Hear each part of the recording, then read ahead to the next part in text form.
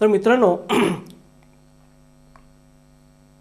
की जितके काही आपल्या विरोधामध्ये डॉक्युमेंट्स आहेत त्याच्यापेक्षा अनेक पटीने जास्त आपल्या सपोर्टमध्ये डॉक्युमेंट्स आहेत. मी काय म्हणतो, जितकी डॉक्युमेंट्स आपल्या विरोधामध्ये आहेत त्याच्यापेक्षा कितीतरी पटीने जास्त डॉक्युमेंट्स आपल्या सपोर्टमध्ये आहेत, आपल्यासाठी आहेत. म्हणून आपण थोडक्यात प्रत्येक मुद्दे मी व्यवस्थितपणे एक्सप्लेन करणार आहे. प्रत्येक पॉईंटवरती मी एक एक तास घेणार आहे. परंतु आज आपण थोडक्यात बघू की आपल्या सपोर्टमध्ये काय काय आहे. एक एक करून आपण थोडक्यात समजून घेऊ.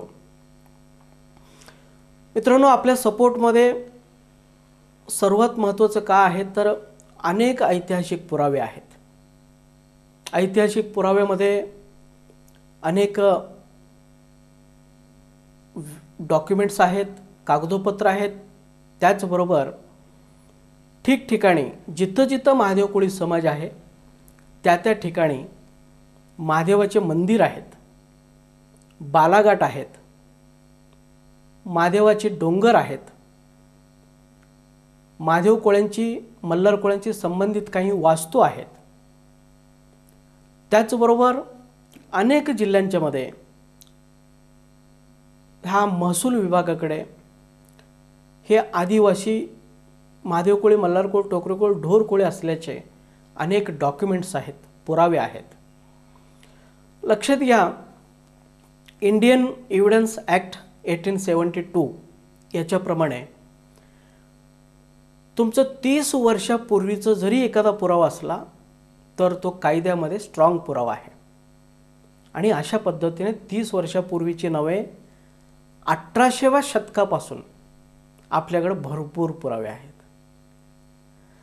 त्याच्यानंतर सर्वात महत्त्वाचं म्हणजे ज्यांना आपण मानववंशशास्त्रज्ञ म्हणतो, जे माणसांच्या जाती जमातीबद्दल संशोधन करतात, अभ्यास करतात, अशा मानववंशशास्त्रज्ञांचे मी बरेचसे आर्टिकल वाचलेले, संदर्भ ग्रंथ वाचलेले,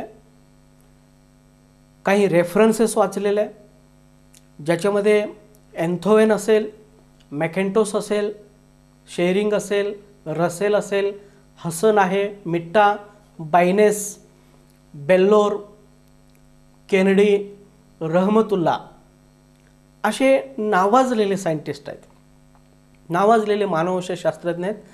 आणि हे ऑथेंटिक आहेत, खाजगी नाही. हे गव्हर्नमेंट अपॉइंटेड मानववंशशास्त्रज्ञ आहेत. म्हणजे हे जे लिहितात त्याला कायद्यामध्ये जबरदस्त पुरावा म्हणून पकडला जातो. आणि ह्या प्रत्येकाने सांगितलेलं आहे की संपूर्ण महाराष्ट्रामध्ये जो काही कोळी समाज असेल किंवा इतर आदिवासी समाज असेल, हा सगळा समाज एकच आहे. बरोबर. याच्यामध्ये एन्थोवेन आणि मॅकेंटसचं खूप जास्त प्रमाणामध्ये त्यांनी अभ्यास केलेला आहे. त्यांचं संशोधनला आपण स्टँडर्ड मानतो. आणि ते प्रत्येकाने सांगितलेलं आहे, हा सगळं जो समाज आहे ना, हा सगळं समाज निजामच्या बालाघाटातून हा ट्रान्सफर झालेला आहे 14व्या शतकामध्ये. आणि ठिकठिकाणी वेगवेगळ्या जिल्ह्यामध्ये गेलेला आहे. त्यामुळं निजामचा जो बालाघाट आहे, महादेव हिल जो आहे, तर ते ह्या कोळी समाजाचा, महादेव कोळी समाजाचा हा जो आहे, मल्हार कोळी समाजाचा हा मूळ वस्तीस्थान आहे.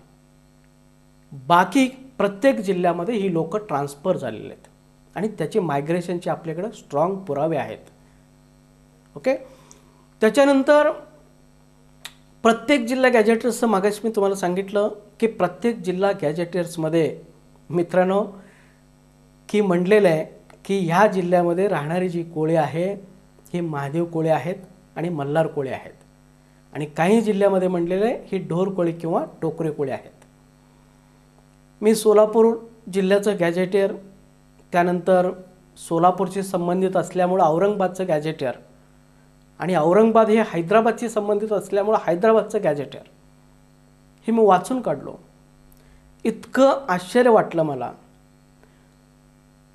हैदराबादची जी काही कोळी समाज आहे, पूर्वी औरंगाबाद हैदराबादमध्ये होता, निजामच्या डोमिनीमध्ये होता, प्रांतामध्ये होता. म्हणजेच हैदराबादमधले जी काही लोक आहेत, म्हणजे कोळी समाज आहे, म्हणजेच औरंगाबादमधले, त्याच्यामध्ये त्यांनी सरळ सरळ म्हटलेलं आहे की या जिल्ह्यामध्ये फक्त महादेव कोळी आणि मल्हार कोळी राहतात. त्यानंतर सोलापूरच्या गॅजेटियरमध्ये सांगितलेलं आहे की सोलापूरमध्ये जी काही कोळी समाज आहे, हा कोळी समाज सगळा औरंगाबादमधून आलेला आहे.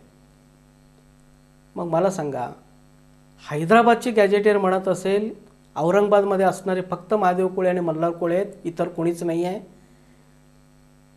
तर औरंगाबादमध्ये महादेव कोळी आणि मल्हार कोळीच आहे. त्यानंतर सोलापूरमध्ये म्हणत असतील, सोलापूरचे 1884च्या गॅजेटरीमध्ये म्हणत असतील, इथली जी कोळी आहेत हे सगळी औरंगाबादमधून आलेले आहेत, तर औरंगाबादमध्ये तर फक्त महादेव कोळी आणि मल्हार कोळी आहेत. तर मित्रांनो, अशा पद्धतीने तुम्हाला एकमेकांचा गॅजेटर लिंक करावं लागतो. आणि मी महाराष्ट्रातली सगळी गॅजेटरची लिंक केलेलं आहे. कोणत्याही जिल्ह्यातलं मध्ये महादेव कोळी मल्हार कोळी नाही असं कुठेही म्हटलेलं नाही आहे. फक्त काही वेळा इनडायरेक्टली म्हटलेलं आहे. आता फॉर एक्झाम्पल काही वेळा पान कोळी म्हटली असतील, काही वेळेस चुंबळे कोळी म्हटलेलं आहे, काही वेळा आणखीन वेगळं शब्द वापरला असेल, राज कोळी वापरलेला आहे. परंतु हे सगळं जे गॅजेटर आहे ते गॅजेटरमधले हे समानार्थी शब्द आहेत. म्हणून समजून घेण्यामध्ये आपण गफलत करतो आणि ती सगळी जी काय गफलत आहे ती व्यवस्थितपणे आपण केलेलं आहे. त्यानंतर सेन्सस रिपोर्टमध्ये मित्रांनो, सेन्सस रिपोर्टमध्ये सुद्धा मी वाचलेलं आहे, अगदी 1891 पासून 2011 पर्यंतची मी सेन्सस रिपोर्ट वाचलेला आहे. तर त्या प्रत्येक सेन्सस रिपोर्टमध्ये हेच सांगितलेलं आहे की सोलापूर, औरंगाबाद, सातारा, सांगलीमध्ये फक्त पानकोळी म्हटलेलं आहे. पानकोळी म्हणजेच मल्हार कोळी आणि मल्हार कोळी म्हणजेच ST मधली कोळी. तर हे सगळे जे जिल्ह्यामध्ये मी वाचलेलं आहे, ह्या सगळ्या जिल्ह्यांच्या मधले गॅजेटेरमध्ये सरळ सरळ म्हटलेलं आहे. आता उदाहरणार्थ मी तुम्हाला सांगतो, सोलापूरच्या गॅजेटेर सेन्सस रिपोर्टमध्ये कधीचे 1931, 41, 61, 51 ह्या सगळ्या गॅजेटरीमध्ये म्हटलेलं आहे फक्त इथं महादेव कोळी आणि मल्हार कोळी राहतात. आकडेवारी त्यांनी दिलेलं आहे किती महादेव, आणि बाकीच्या कोळ्यांना त्याने शून्य दाखवलेलं आहे. तिथं टोकरे कोळी शून्य आहे, ढोर कोळी शून्य आहे, सोनकोळी शून्य आहे, त्याच्यानंतर वैती शून्य आहे, बाकीचे सगळी जे ख्रिश्चन कोळी शून्य आहे, बाकीची अनुसूचित जमाती पारधीसुद्धा त्या काळामध्ये शून्य होते. 1931 आणि 1941 गॅजेटवर तुम्ही बघा, फक्त महादेव कोळी आहेत. आणि सोलापूरमध्ये महादेवांची डोंगर आहेत, महादेवांचे मंदिर आहेत, त्या मंदिराचे व्यवस्थापक आपली लोक आहेत, बालाघाट आहेत, हे सगळं काही आहे. तरीसुद्धा सोलापूरकरांचं दुर्दैव असं, त्या लोकांना मी वारंवार सांगतो की माझ्या मित्रांनो एकदा व्याख्यान ठेवा, मी तिथं येतो, तुम्ही कसे ओरिजिनल आहात हे मी तुम्हाला समजून सांगतो. पण त्या लोकांनी पुन्हा मला परत फोन केलेला नाही. अशा पद्धतीने निष्क्रिय लोक जर समाजामध्ये असतील तर मित्रांनो समाज कधीही पुढे जाऊ शकत नाही. सगळं काही सायंटिस्ट लोकांनी तुमच्यासाठी लिहून ठेवलेलं आहे, फक्त त्याचा तुम्हाला वापर करायचा आहे आणि ते आपण करत नाही. हा दुर्दैव आहे आपला. त्याच्यानंतर मी तुम्हाला सांगितलं ऐतिहासिक पुरावे सगळे, महादेवांची डोंगर, बालाघाट, महादेव मंदिर, त्यानंतर महसूल विभागाकडले डॉक्युमेंट्स, त्याच्यानंतर मी तुम्हाला सांगितलं मानवशास्त्रज्ञांची सगळी संदर्भ ग्रंथमध्ये लिहिलेलं आहे, जिल्हा गॅजेटर्समध्ये लिहिलेलं आहे, सेन्सस रिपोर्ट्समध्ये लिहिलेलं आहे. त्याच्यानंतर मी तुम्हाला सांगितलं की महाराष्ट्र शासनाने अनेक वेळा तज्ज्ञ समिती नेमले होते आपल्याबाबत रिपोर्ट देण्यासाठी. अगदी सुरुवातीपासून आपण जर म्हटलं की हंटर कमिशन असेल किंवा जॉईंट कमिशन असेल, विधान परिषद विनंती अर्ज समिती असेल किंवा लोकुरू समिती असेल, श्री सुधीर जोशी समिती आहे, सुरेश दस समिती, दाजीबा पाटील, बाळासाहेब थोरात आणि गानू समिती, ह्या सगळ्या समित्यांचे रिपोर्ट्स मी वाचलेले आहे आणि ह्या सगळ्या समितीने सांगितलेलं आहे की संपूर्ण महाराष्ट्रामध्ये हा कोळी समाज आहे आणि फक्त कोळी नव्हे, महादेव कोळी, मल्हार कोळी, टोकरे कोळी, ढोर कोळी समाज. पण आपण तिकडं बघितलेलं नाही, बघायची इच्छा नाही, खोलमध्ये जाऊन अभ्यास करायची इच्छा नाही, म्हणून त्या डॉक्युमेंट त्या पुस्तकामध्ये आहे तसं बंद आहेत. तर मित्रांनो, जे शासनाने नियुक्त केलेली समितीसुद्धा ह्या सगळ्या पद्धतीने रिपोर्ट्स दिलेला आहे. सगळे मानवशास्त्रज्ञांनी तरी खूप वर्षापूर्वी म्हणजे 18व्या शतकामध्ये 17व्या शतकामध्ये त्या लोकांनी लिहून ठेवलेलं आहे.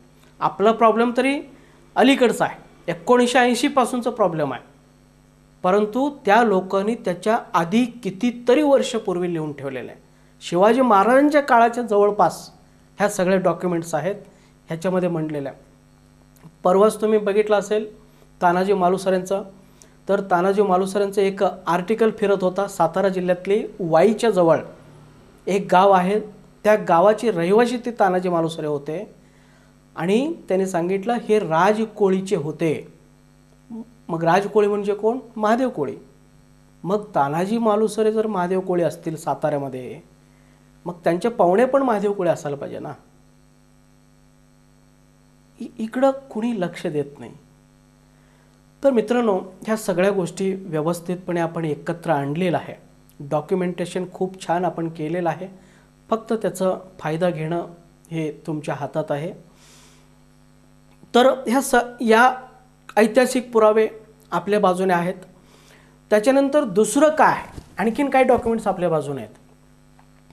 तर मित्रांनो, 1950ला म्हणजे 6 सप्टेंबर 1950ला केंद्र शासनाने जे संविधानातील अनुच्छेद 342 प्रमाणे राष्ट्रपतींच्या सहीने scheduled caste and scheduled tribe order 1950 म्हणून जे ऑर्डर ते पारित केलेलं आहे, पहिलं ऑर्डर, तर जो ऑर्डर 26 जानेवारी 1950ला अस्तित्वात आला, तर त्या ऑर्डरमध्ये सुद्धा 1950च्या वेळीसुद्धा संपूर्ण महाराष्ट्रातील महादेव कोळी, मल्हार कोळी, टोकरे कोळी आणि ढोर कोळी आणि प्रत्येक हलबा, माना, मन्नेरवार ह्या सगळ्यांनाच सवलती दिल्या गेलेल्या आहेत.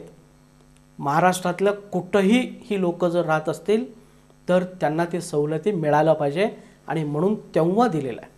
त्यामुळे 1950चा कायदा आपल्यासाठी आहे. त्यामध्ये फक्त मल्हार कोळी जो आहे 1956ला ॲड केलेला आहे, परंतु महादेव कोळी, टोकरे कोळी, ढोर कोळी ह्या सगळे 1950मध्ये होते. त्यामध्ये ह्या सगळे माना, हलबा, ठाकूर, गोंड, गोवारी, मन्नेरवार हे सगळ्यांनाच दिलेलं आहे आणि पूर्ण महाराष्ट्रभर दिलेलं आहे. फक्त विशिष्ट एरियात राहणारे असं नाही आहे, संपूर्ण महाराष्ट्रामध्ये राहणाऱ्या लोकांसाठी तो दिलेला आहे. म्हणून दुसरं आपल्यासाठी काय आहे, तर 1950चा जो काय ऑर्डर आहे, तर ती ऑर्डर आपल्या बाजूने आहे. फक्त फरक इतकंच आहे की या आदेशामध्ये एकूण 47 जमातींना अनुसूचित जमातीमध्ये ॲड केलं होतं आणि ह्या 47 जमातीपैकी काही जमाती ज्या आहेत, तर काही जमाती काही विशिष्ट एरियामध्ये राहतात आणि कॉन्सन्ट्रेटेड पॉप्युलेशनमध्ये राहतात, ज्याला आपण म्हणतो बहुसंख्येमध्ये राहतात.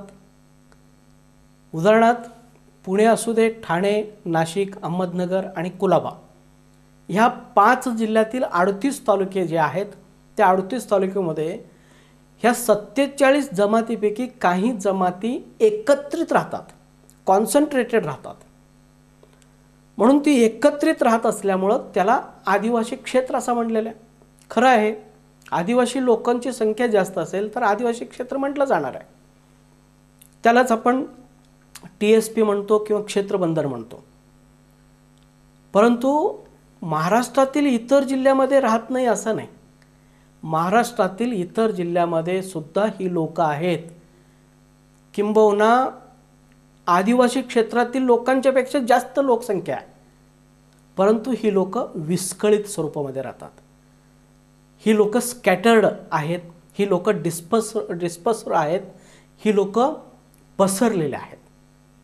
एका गावामध्ये 1 किंवा 2 घरं आपल्याला बघायला मिळतील कोळ्यांचे, परंतु तिकडली भागामध्ये पूर्ण एक गाव त्या लोकांचे आहेत, म्हणून त्यांना आदिवासी क्षेत्र म्हटलं जातं. आणि ह्या भागामध्ये आपण पसरलेलं आहे. एका गावामध्ये 1 किंवा 2 किंवा 5-6 घरं आपले दिसतात, परंतु तिकडल्या आदिवासी क्षेत्रापेक्षा विस्तारित क्षेत्रामध्ये लोकसंख्या जास्त आहे.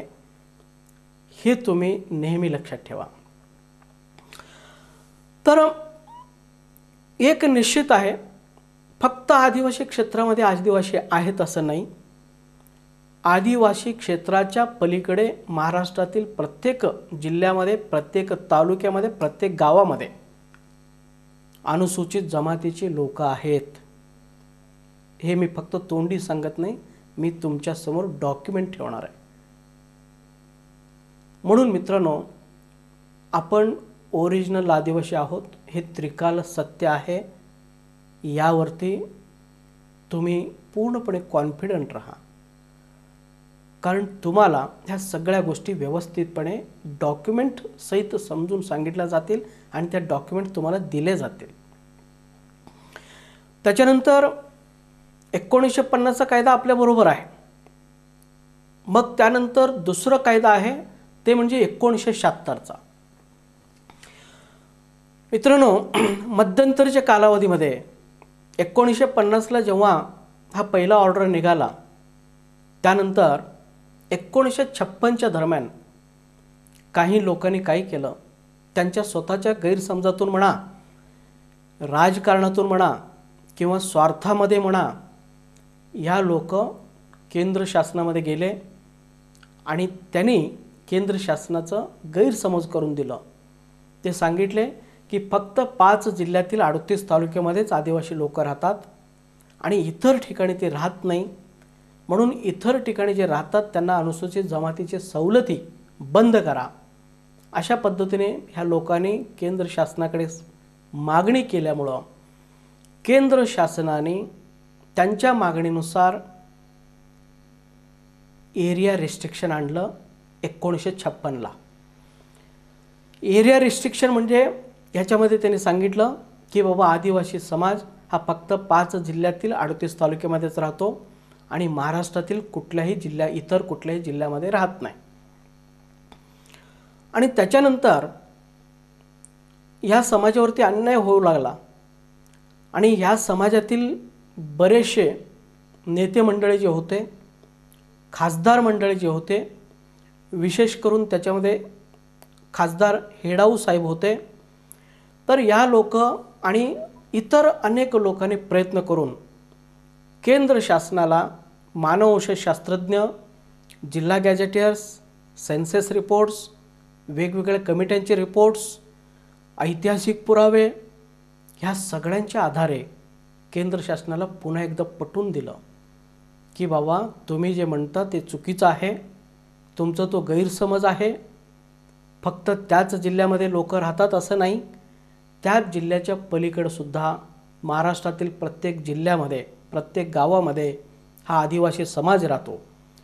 आणि तुम्ही अशा पद्धतीने जर यांची सवलती बंद करायला लागला, 1950ला जो सवलती दिला होता ते जर तुम्ही बंद करायला लागला, तर या समाज पुन्हा मागं जातील.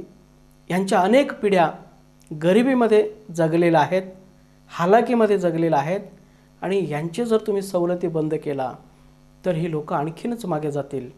हे जेव्हा पटवून देण्यात आलं, याच्यावरती लोकसभेमध्ये अतिशय सविस्तरपणे डिस्कशन करण्यात आले आणि ह्या सगळ्या डिस्कशनच्या अंती ह्या सगळ्या डॉक्युमेंटच्या आधारे पुन्हा ह्या लोकांनी 1976ला क्षेत्रबंधन उठवला. क्षेत्रबंधन कायद्यासंबंधी मी आणखीन खूप डिटेलमध्ये बोलणार आहे जेव्हा तो पॉईंट येईल तेव्हा, परंतु थोडक्यात तुम्ही समजून घ्या. 1956ला लावलेलं जो काही बंधन होता तो बंधन हटवलं गेला आणि पुन्हा तिने सांगितलं 1950 प्रमाणे संपूर्ण महाराष्ट्रामध्ये हे आदिवासी समाज राहतो आहे आणि हे आदिवासी समाज कुठेही राहत असला तरी त्यांना त्याचे सवलती मिळायला पाहिजे. आणि आम्ही एरिया रिस्ट्रिक्शन लावल्यामुळं त्यांच्यावरती अन्याय झालेला आहे. इथून पुढं त्याही लोकांना हे सवलती मिळायला पाहिजे असं म्हणत की त्या काळी एरिया रिस्ट्रिक्शन उठवण्यात आलं 1976ला. आणि तिथून पुढं पुन्हा एकदा 1950 प्रमाणे 1950ला आपली लोक खूप शिकलेले नव्हते, सुशिक्षित नव्हते. त्यांना आरक्षण म्हणजे कमतरता वाटायचं किंवा आरक्षण माहीतच नव्हतं. त्यामुळं 1950चा लाभ जास्त लोकांनी घेतलेला नाही. TSPमध्ये सुद्धा घेतलेलं नाही, OTSPमध्ये सुद्धा घेतलेलं नाही. कारण त्या काळी हा समाज पूर्णपणे अशिक्षित होता. परंतु जसं जसं हा समाज शिकत गेला त्यानंतर 1976ला पासून मात्र आपण काय करायला लागलो की हे लाभ घ्यायला लागलो. आणि मग आपण ते सगळं लाभ घेत राहिलो. प्रत्येक जिल्ह्यामध्ये आपण कुठेही असलो तर त्याकडे आपल्याला ह्या कास्ट सर्टिफिकेट मिळायचे, व्हॅलिडिटी सर्टिफिकेट मिळायचं आहे. अगदी 1979पर्यंत सहजपणे दिले जायचे. अर्ज करता क्षणी त्याकाळी सहजपणे अनुसूचित जमातीचे कास्ट सर्टिफिकेट दिले जायचे. परंतु नंतरच्या काळामध्ये हे सगळ्या गोष्टी बंद झाले. त्याची कारण काय आहेत आपण ते नंतर बघू. परंतु एक सर्वात महत्त्वाचं लक्षात ठेवा, 1976चा जो क्षेत्रबंधन आहे हा क्षेत्रबंधन उठल्यानंतर महाराष्ट्रामध्ये राहणारा सगळं जो काही आदिवासी आहे ते TSPमध्ये असू दे किंवा OTSPमध्ये असू दे, सगळ्या आदिवासींना समान अधिकार प्राप्त झाला. एखादा आदिवासी डोंगरात असू दे किंवा एखादा आदिवासी एखाद्या शहरामध्ये 10व्या मजल्यावरती जरी असला तरी त्या दोघांना समान अधिकार प्राप्त झाला. कायद्यास पुढे ते लोक समान झाले.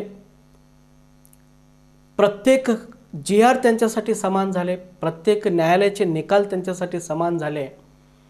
सगळं काही समान झालं की तुम्ही TSPमधले आहात आणि तुमच्यासाठी हा GR लागू आहे, तुम्ही OTSPमधले आहात तुमच्यासाठी हा GR लागू आहे. अशा पद्धतीने भेदभाव न राहता 76 नंतर सगळेच आदिवासी आहेत, सगळेच एकच आहेत. हा जेव्हा डिक्लेअर करण्यात आलं तेव्हा सगळ्यांना समान अधिकार प्राप्त झाले. सगळ्यांना समान प्रमाणपत्र मिळायला लागले, सहजपणे मिळायला लागले, अर्ज करता क्षणी मिळायला लागले. एकदम सुरळीत हा सगळं काही चालू होता. आणि नंतर ते बंद का झाले वगैरे आपण वेगळ्या चॅप्टरमध्ये बघू. परंतु 1976मध्ये आणखीन एक महत्त्वाचं, एक तर समान अधिकार आपल्याला देण्यात आलं आणि तुम्ही कुठेही असलं तरी तुम्हाला कास्ट सर्टिफिकेट मिळालं पाहिजे, STचे सवलती मिळायला पाहिजे असं त्याच्यामध्ये सांगण्यात आलं. आणि सर्वात महत्त्वाचं काय केलेलं आहे ह्या 1976च्या कायद्यामध्ये, तर मित्रांनो की वाढीव लोकसंख्येप्रमाणे पहिल्यांदा 1956 ते 1976 पर्यंत फक्त TSPमधली लोक लाभ घेत होते, आदिवासी भागातील लोक लाभ घेत होते. परंतु 76मध्ये कायदा केल्यानंतर आता अनुसूचित जमातीमध्ये लोकसंख्या वाढणार आहे हे गृहीत धरण्यात आलं. कारण विस्तारित क्षेत्रातील लोकांना सवलती मिळत असल्यामुळं ह्यांची संख्या त्या STमध्ये वाढणार आहे. म्हणून लोकसभेमध्ये वाढीव लोकसंख्येप्रमाणे मित्रांनो त्याच काळी अनुदान वाढवण्यात आला. इकडली पूर्वी किती लोक होते TSPमधले, नवीन किती ॲड झाले, एकूण किती अनुसूचित जमातीचे लोक झाले, तर त्या टक्केवारीप्रमाणे त्या लोकसंख्येप्रमाणे काय करण्यात आलं की अनुदान देण्यात आलं. त्याच्यानंतर वाढीव लोकसंख्येप्रमाणे निवडणूक आयोगाने त्यांच्यातलं आमदार आणि खासदारांची संख्या वाढवली. इतर वेगवेगळे फॅसिलिटीज वाढले. म्हणजे आपण त्यांच्यामध्ये शिरलो असं नाही, त्यांचा हक्क आपण घ्यायला लागलो असं नाही, त्यांना जे मिळत होतं त्याच्यातलंच आपण वाटेकरी झालो असं नाही. आपल्याला जेव्हा पुन्हा 1950 सारखं मिळायला लागले 76ला, तर ही लोकसंख्या वाढणार हे गृहीत धरून वाढीव लोकसंख्येप्रमाणे आपल्या हिस्स्याचं अनुदान वाढवण्यात आलं, आदिवासी विकास निधी वाढवण्यात आला, आपल्या हिस्स्याचं आमदारांची संख्या, खासदारांची संख्या आणि इतर सवलती वाढवण्यात आले. उदाहरणार्थ आज जर आपण 2011च्या म्हणजे शेवटचा जो जनगणना आहे 2011चं जनगणना, ह्या 2011च्या जनगणनेनुसार जर आपण बघितलो तर आत्ता सध्या काय परिस्थिती आहे. तर मित्रांनो, महाराष्ट्रातील एकूण जी लोकसंख्या आहे त्या लोकसंख्येच्या 9.15% आदिवासी लोक आहेत, अनुसूचित जमातीची लोक आहेत. याच्यामध्ये सगळेच आले, मन्नेरवाल, हलबा, ठाकूर, ठाकर, हे सगळेच लोक, कोळी, हे सगळेच आले.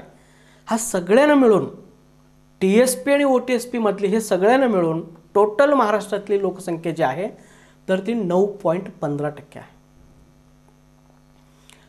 मग याच्यातलं जर समजा आपण दोन भाग करायचं झालं TSP आणि OTSP, तर मित्रांनो TSP मध्ये म्हणजे आदिवासी भागामध्ये जी काही लोक आहेत तर ती लोक फक्त 4% आहेत आणि OTSP मध्ये विस्तारित क्षेत्रामध्ये जी लोक आहेत तर त्यांचं प्रमाण आहे 5.15%.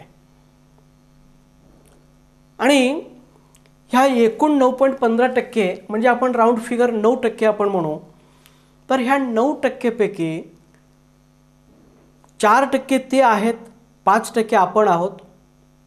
आणि ह्याच्यामध्ये पुन्हा आपण हिस्सा केलो तर मित्रांनो 9% केंद्र शासनाकडनं आदिवासी विकास निधी मिळतो आणि ते 9% पैकी 5% निधी म्हणजे करोडो रुपयांचा निधी, म्हणजे जे न्यायमूर्ती गायकवाडने जे बाहेर काढलं हा तरी फक्त 10% आहे.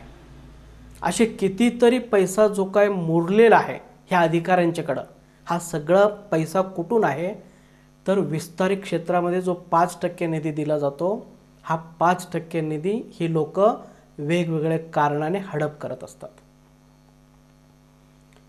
तर आपल्या हिस्स्याचा 5% निधी म्हणजे करोडो रुपये केंद्र शासन राज्य शासनाला म्हणजे आदिवासी विकास विभागाला देतो. आणि त्याचबरोबर निवडणूक आयोग जे आहे, महाराष्ट्रामध्ये एकूण 9% आदिवासी असल्यामुळं निवडणूक आयोग एकूण 25 म्हणजे 9% प्रमाणे 25 आमदार आणि 4 खासदार ST साठी राखीव ठेवतं. मग आपलं 5% हिस्सा जर आपण विचार केलो तर मित्रांनो ह्याच्यामध्ये 14 आमदार आणि 2 खासदार हे आपल्या लोकसंख्येवरती निवडून येतात. आपल्यासाठी केंद्र शासनाने 9% अनुदान दिलेले, 9% पैकी 5% आपल्या नावाचं आहे. निवडणूक आयोगाने 9% आमदार आणि 9% खासदार म्हणजे 25 आमदार 4 खासदार दिलेले आहे आणि त्याच्यापैकी 25 पैकी 14 आमदार आपले आहेत, आपल्या पॉप्युलेशनवरनं ते निवडून येतात आणि 2 खासदार आपल्या पॉप्युलेशनवरनं निवडून येतात. तुम्ही उद्या जर आपण आदिवासी नाही असं तरी म्हटलेच, तुम्ही कुठल्याही परिस्थितीत तुम्ही आदिवासी नाही, तुम्हाला व्हॅलिडिटी मिळणार नाही असं जर म्हणले आणि विस्तारित क्षेत्रातील जी लोक आहेत त्यांनी जर फक्त आम्ही OBC आहोत म्हणून जर 2021चं जनगणनेमध्ये जर लिहिलं, फक्त कोळी लिहिलं, महादेव कोळी, मल्हार कोळी न लिहिता किंवा इतर समाजाने सुद्धा फक्त आम्ही OBC आहोत ST नाही असं जर लिहिलं तर एका दणक्यात 14 आदिवासी आमदार निवडून येत नाही, कमी होतात, फक्त 11 आमदार येतील. आपण जर ठरवलं आपण फक्त OBC, ठीक आहे आपल्याला कसंही देत नाही तर आपण OBC मध्ये जाऊ, तर त्यावेळी मित्रांनो की 14 आमदार आणि 2 खासदार आणि 5% अनुदान केंद्राकडनं तत्काळ बंद होतं, कारण तुमची लोकसंख्याच नाही. तर हे सगळं विषय जे आहे ते आदिवासी लोकांना समजत नाही आहे. आपलेच लोक आपलं नुकसान करतायत, पण ते त्यांच्या गैरसमजातून करतायत. त्यांनासुद्धा लक्षात येईल की ह्यांच्या नुकसानामध्ये आपलंही नुकसान आहे आणि हे लोक आपलेच आहेत, ह्यांचे पूर्वज आपले पूर्वज एकच आहेत, यांचं रक्त आपलं रक्त एकच आहे, हे निश्चितपणे त्या लोकांना इथून पुढच्या कालावधीमध्ये समजून येईल. तर मित्रांनो, जसं 1976चा कायदा आपल्या बाजूने आहे, त्याच पद्धतीने अजून काय आपल्या बाजूने आहे, तर आपण कायद्याने OBCमध्ये येत नाही किंवा SBCमध्ये येत नाही. जर तुम्ही OBC किंवा SBCचे क्रायटेरिया बघितला, कुणाला त्याच्यामध्ये टाकलेलं आहे, तर त्यांनी सांगितलेलं आहे की कोस्टल एरियामध्ये राहून जी लोक मासेमारीचे व्यवसाय करतात, पारंपरिक पद्धतीने अनेक वर्षापासून मासेमारीचे व्यवसाय करतात, ज्याच्यामध्ये सोनकोळी आहे, आगरी कोळी आहे, ख्रिश्चन कोळी आहे, वैती कोळी आहे, अशा फक्त 4 ते 5% लोकांना ह्याने OBCमध्ये टाकलेलं आहे. खरं म्हणजे कोस्टल एरियातल्या सोनकोळी किंवा आगरी कोळी, ख्रिश्चन कोळी, वैती कोळी ह्या लोकांच्यावरती महाराष्ट्र शासनाने प्रचंड अन्याय केलेला आहे. 1976मध्ये OBCचा GR काढून एकतर कोळी समाजामध्ये फूट पाडलेला आहे आणि त्यातल्या त्यात ह्या कोस्टल एरियातल्या कोळी समाजावरती प्रचंड अन्याय केलेला.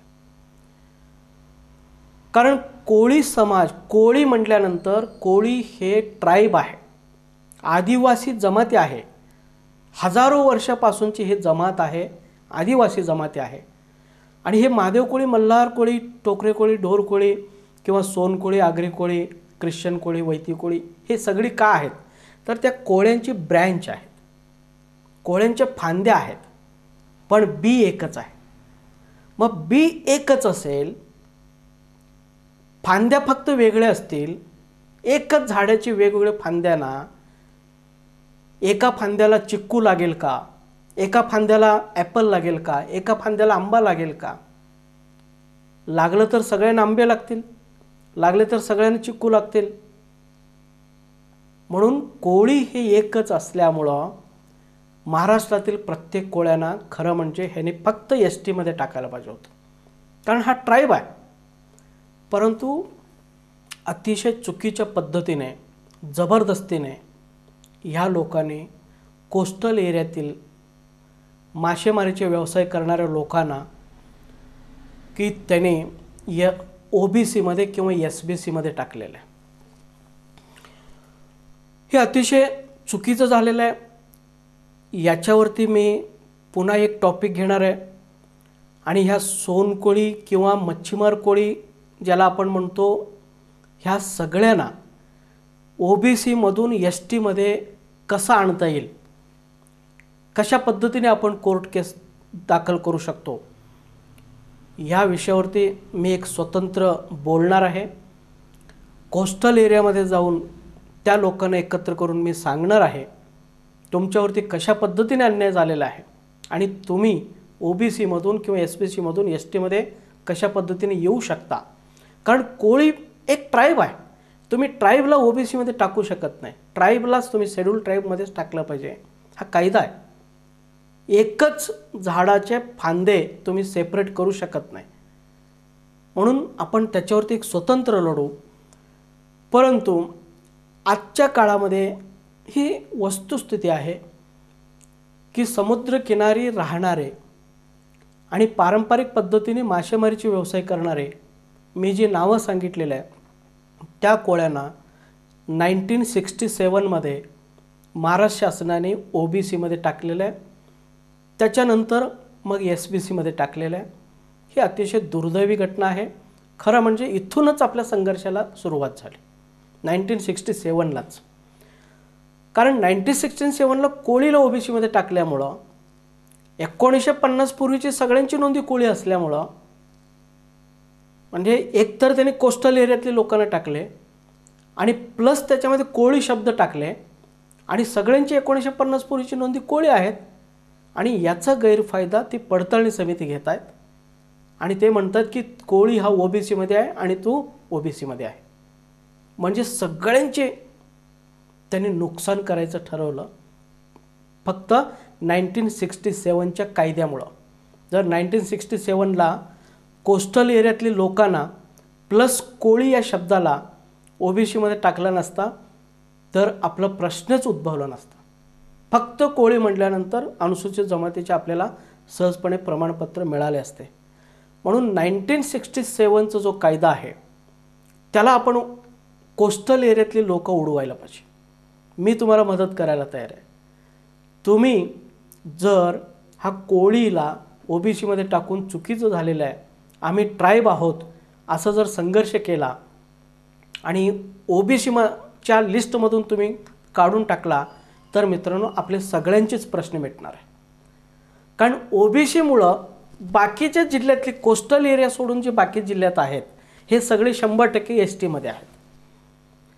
कारण तुम्ही मासेमारीचे लोक श्रीमंत असतात, त्यांच्याकडे पैसा आहे वगैरे वगैरे ह्या क्रायटेरिया घेऊन त्यांना तुम्ही ओबीसीमध्ये टाकलेलं आहे. हे जरी खरं असला पण कोस्टल एरियातली कोळी सोडून जे इतर जिल्ह्यामध्ये जी कोळी राहतात त्यांना तरी तुम्ही एसटीचे सर्टिफिकेट द्यायला पाहिजे. ह्या लोक तरी कोस्टल एरियामध्ये राहत नाही, हे लोक तरी मासेमारी करत नाही, यांचे जिल्हे कोस्टल एरियामध्ये येत नाही. परंतु फक्त सत्तेच्या जोरावरती ही लोक आपल्याला वाकवण्याचे प्रयत्न करतात. तुम्ही एस टीमध्ये असा, तुम्ही ओबीसीमध्ये असा, तुम्ही सगळेच ओबीसी, ह्या पद्धतीने ती लोक आपल्यावरती अन्याय करतात आणि हे आपण सहजपणे मोडून काढू शकतो. तर मित्रांनो, राज्यामध्ये असलेला इतर जो कोस्टल एरिया सोडून इतर लोकांना तर ते ॲक्च्युली मिळायला पाहिजे होतं, ते मिळत नाही आणि ते आपण निश्चितपणे येणाऱ्या काळामध्ये मिळवू. आणि कोस्टल एरियातली लोकांनी कृपया हेही लक्षात घ्या, एक तर तुमच्यावरती शासनाने प्रचंड अन्याय केलेला आहे. तुम्हाला ओबीसीमध्ये टाकल्यामुळं बाकीच्या जिल्ह्यातल्या लोकांना सुद्धा ओबीसी म्हटलं जातं, ह्यांच्यावरती सुद्धा अन्याय झालेला आहे. आणि अजून एक असं झालेलं आहे, खरं म्हणजे मी जितकं काही अभ्यास केलेला आहे त्या सगळ्या अभ्यासामध्ये असं म्हटलेलं आहे की महादेव कोळी, मल्हार कोळी, ढोर कोळी, टोकरे कोळी जे आहेत ते कोस्टल एरियामध्येच जास्त आहेत. कोस्टल एरियामध्येच ही लोक जास्त आहेत. मी तुम्हाला प्रत्येक गॅजेटेरमध्ये दाखवून देतो. प्रत्येक गॅजेटेरमध्ये म्हटलेलं आहे की ह्या जिल्ह्यामध्ये महादेव कोळी राहतो, ह्या जिल्ह्यामध्ये टोकरे कोळी राहतो, ह्या ढोर कोळी राहतो वगैरे. परंतु तिथं कोस्टल एरियामध्ये असणाऱ्या महादेव कोळी, मल्हार कोळी, ढोर कोळी, टोकरे कोळी ह्यांना सुद्धा ही लोक ओबीसीचे सर्टिफिकेट देतात. जवळपास 80% लोक कोस्टल एरियातली हे अनुसूचित जमातीमध्ये येतात. फक्त एक 5-10% जर आपण सोडलो तर बाकीचे सगळे कशामध्ये येतात की एस टीमध्ये येतात, परंतु त्यांना सुद्धा ते दिलं जात नाही. खरं म्हणजे सगळ्यांनाच एस टी मिळायला पाहिजे होतं, पण ती लोक अशा पद्धतीने काही लोकांना ओबीसीमध्ये टाकून सगळ्यांनाच ओबीसीमध्ये तुम्ही आहात अशा पद्धतीचे प्रचार ही लोक करतात.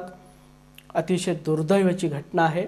म्हणून जोपर्यंत आपण एकत्र येत नाही, सगळी जमाती, फक्त कोळीच असं नाही, सगळे जमाती एकत्र येऊन जोरात जोपर्यंत आपण संघर्ष करत नाही सगळ्या लेवलला, तोपर्यंत हा प्रश्न सुटत नाही.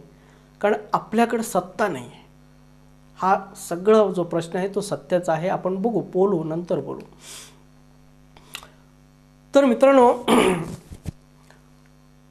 की मी थोडंसं कोस्टल एरियातल्या लोकांना बाजूला ठेवतो, नंतर त्याच्यावरती मी डिटेलमध्ये बोलणारच आहे. पण कोस्टल एरिया सोडून इतर लोकांना का व्हॅलिडिटी मिळत नाही? कारण माधुरी पाटलामध्ये सुद्धा सांगितलेलं आहे. माधुरी पाटलामध्ये का सांगितलेलं आहे की ह्या पडताळणी समितीनेच चुकीचे स्टेटमेंट माधुरी पाटलामध्ये दिलेलं आहे. कारण पडताळणी समिती कुठून दिलेलं आहे तर ते चुकीचं जो काय परिपत्रक आहे 1967चा, तर त्या परिपत्रकामध्ये ही कोस्टल एरियातल्या लोकांना ओबीसीमध्ये टाकल्यामुळं ह्या पडताळणी समितीने सुप्रीम कोर्टामध्ये सांगितलं ही लोकं ओबीसीमध्ये येतात. आणि माधुरी पाटील ही कोस्टल एरियातली असल्यामुळं मग त्या कमिटीने कोर्टाने सांगितलं की बाबा कोस्टल एरियातली लोकं जे असतात ती ओबीसीमध्ये आहेत कायद्यामध्ये, त्यामुळं तुम्हाला अनुसूचित जमातीचे प्रमाणपत्र देता येणार नाही. कोर्टाचं काही चुकलेलं नाही, कारण शासन मुळात चुकीचं परिपत्रक काढलेलं आहे आणि पडताळणी समिती त्या परिपत्रकाला कोर्टामध्ये सबमिट केलेलं आहे. त्यामुळं कोर्ट ते पुरावा बघून जजमेंट देणार, त्या जजमेंटमध्ये काही चुका नाही. त्याच्यानंतर प्रभू नारायण सुरवसे आणि त्याच्यानंतर 10 ते 15 जजमेंटमध्ये तेच म्हटलेलं आहे की कोस्टल एरियामध्ये जे राहतात ती सगळे ओबीसीमध्ये येतात किंवा एसबीसीमध्ये येतात, ती लोक एसटीमध्ये येत नाही. तर इतकं असताना सुद्धा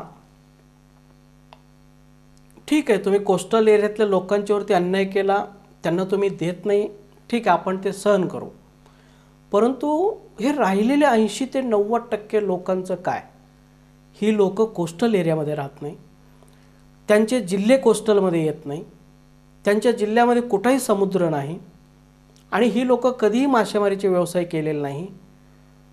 ह्या लोक मासेमारीच्या व्यवसायासाठी शासनाला कर भरलेला नाही. मासेमारीच्या व्यवसायासाठी ही लोक कधीही शासनाकडून सवलती घेतलेल्या नाही, कधीही नुकसान भरपाई मागितलेली नाही.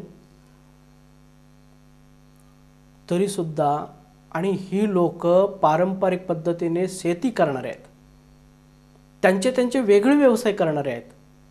1950 पासून पूर्वीपासून ह्यांच्याकडे 7-12 उतारा आहेत. ज्याच्याकडे 7-12 उतारा आहे तो महादेव कोळी आहे, नाहीतर मल्हार कोळी आहे, नाहीतर डोर कोळी सुद्धा आहे. पण इतकं सरळ असताना सुद्धा माधुरी पाटलाने सांगितलेले, प्रभू नारायण सुर्वेने सांगितलेले, त्यानंतर 15 ते 20 जजमेंट लागलेले आहेत, कोस्टल एरियातले लोक ओबीसीमध्ये येतात. परंतु तुम्ही इकडल्या लोकांना सुद्धा ओबीसी कोणत्या आधारे म्हणता? जर तुम्ही इकडल्या लोकांना ओबीसी म्हणत असाल तर तुम्ही माधुरी पाटलाचा सुप्रीम कोर्टाचा अपमान करता, कंटेम्प्ट करता. तर मित्रांनो, हे मिळायला पाहिजे होतं. ॲटलिस्ट ह्या भागातले लोकांना वैधता प्रमाणपत्र मिळायला पाहिजे होते. परंतु पडताळणी समिती ह्या प्रत्येकांना सांगतं की बाबा तुम्ही ओबीसीमधले कोळी आहात, तुम्ही एस टीमध्ये मोडत नाही, त्यामुळं तुम्हाला एस टीची व्हॅलिडिटी दिला जाणार नाही. म्हणून आपण मित्रांनो मागे पडत आहोत. त्याच्यानंतर आपल्या बाजूने आणखीन काय सपोर्टिंग आहे? एक झालं आपण ओबीसीमध्ये नाही आहे, त्यानंतर 1976चं JR आपल्या बाजूने आहे, तर 1950चा आपल्या बाजूने कायदा आहे. आणखीन काय आपल्या बाजूने आहे? तर मित्रांनो, आपल्या बाजूने असं आहे की जरी आपले 1950 पूर्वीची नोंदी वेगवेगळ्या कारणाने नोंदी का झाली आपण बघू नंतर, तर 1950 पूर्वीची आपली नोंदी फक्त कोळी म्हणून जरी असले तर त्या नोंदी फक्त आपल्याकडेच आहेत असं नाही, त्या नोंदी संपूर्ण महाराष्ट्रामध्ये आहे. आदिवासी भागामध्ये सुद्धा 1950 पूर्वीची नोंदी कोळी आहेत. कोस्टल एरियामध्ये सुद्धा 1950 पूर्वीची नोंदी कोळी आहेत. विस्तारित क्षेत्रामध्ये सुद्धा 1950 पूर्वीची नोंदी कोळी आहेत. म्हणून हा आपल्यासाठी एक स्ट्रॉंग प्रूफ आहे. हां, फक्त आपल्याकडेच कोळी नोंदी असते तर मग आपण म्हणलो असतो मी महादेव कोळी नाही, मी भोगस आहे. परंतु मित्रांनो, कोळी नोंदी ह्या सगळ्यांच्याकडे आहे, प्रत्येक जिल्ह्यामध्ये आहे, प्रत्येक व्यक्तींच्याकडे आहे. परंतु पडताळणी समिती जी आहे फक्त आपल्याला म्हणतं की तुमचे 1950 पूर्वीचे नोंदी कोळी आहेत, तुमच्या आजोबांची नोंदी कोळी आहेत, तुमचे चुलत्यांची कोळी आहेत, तुमच्या आजोबांच्या भावाची नोंदी कोळी आहेत, म्हणून तुम्ही ओबीसीमध्ये आहे. पण हा नियम आदिवासी क्षेत्रातील लोकांना लागू होत नाही. खरं म्हणजे आता क्षेत्रबंधन, विस्तारित क्षेत्र असं काहीच राहिलेलं नाही. 1976 नंतर सगळी समान आहेत. पण बोलण्यासाठी म्हणून आपण आदिवासी क्षेत्र असं म्हणतो. पण आदिवासी क्षेत्रातील कोळी समाजाची सुद्धा 1950 पूर्वीची नोंदी फक्त कोळी असताना सुद्धा पडताळणी समिती त्यांना कधीही म्हणत नाही की तुमची 1950 पूर्वीची नोंदी कोळी आहेत आणि तुम्ही ओबीसीमध्ये येता, एसटीमध्ये येत नाही. समान न्याय, equality before law and equal protection of law हे कमिटीकडनं पाळलं जात नाही.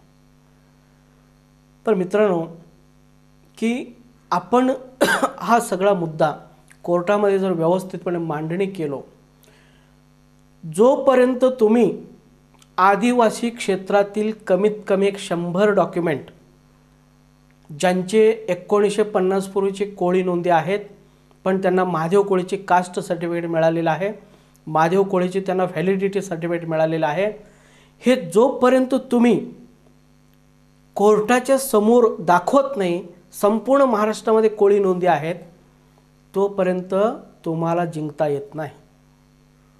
म्हणून मी वारंवार वकील मंडळींना सांगतो, तुम्ही फक्त आमचेच डॉक्युमेंट दाखवू नका, आमचे सगळे डॉक्युमेंट कोळी आहेत, पण त्यांचेही डॉक्युमेंट कंपॅरिझनला घ्या.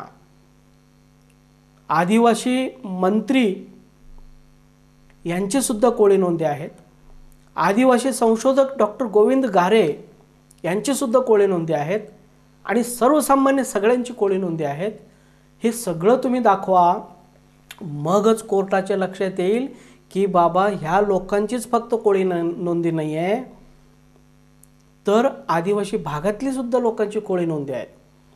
कोर्टाचा समज काय आहे की बाबा तुझे आजोबांचं कोळी नोंदी आहे आणि इकडं कोळी तरी ओबीसीच्या लिस्टमध्ये आहे आणि महादेव कोळी एसटीच्या लिस्टमध्ये आहे, तुझी 1950 पूर्वीची महादेव कोळी नाही आहे, मग तुम्ही महादेव कोळी कसं म्हणता? कोर्टाला असं वाटतं की फक्त इकडलीच लोकांची कोळी नोंदी आहेत.